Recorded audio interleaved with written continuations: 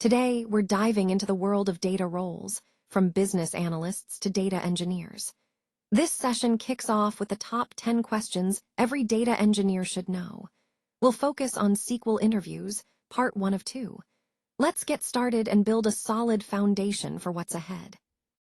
In part 1 of our series, we're taking a close look at some foundational SQL questions. We start with filtering, the difference between where and having, which is all about when you remove rows in your query. Then, we explore row-level versus table-level removal with delete, truncate, and drop. Next, we break down the types of joins: inner, left, right, and full outer. Finally, we dive into window ranking functions, comparing rank, dense rank, and row number, and how to find the second highest salary using a classic subquery with dense rank. Let's break down the difference between where and having in SQL. Where filters rows before any grouping happens, it works on individual records, like selecting employees with salaries over 50,000. Having, on the other hand, filters after the data's been grouped, for example, only showing departments with more than 5 employees. So, where narrows down raw data, and having refines the grouped results.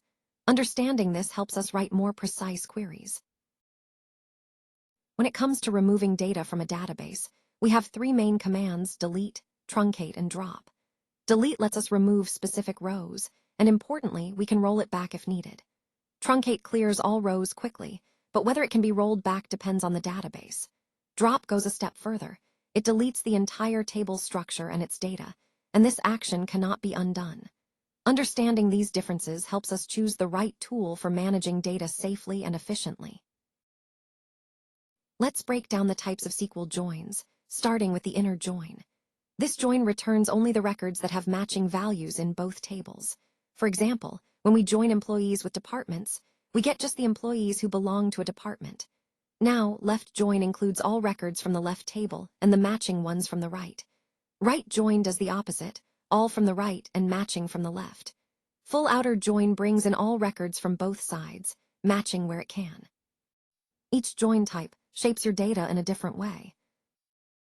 When we rank data, there are a few ways to handle ties, that is, when 2 or more values are the same. With dense rank, tied values get the same rank, and the next rank continues without gaps. So if 2 people share first place, the next rank is 2. Rank also assigns the same rank to ties, but it skips the following numbers, leaving gaps. Row number, on the other hand, gives a unique rank to every row, no repeats, no ties. Each method has its use, depending on how you want to treat ties in your data. Now, let's look at 2 ways to find the second highest salary in a database.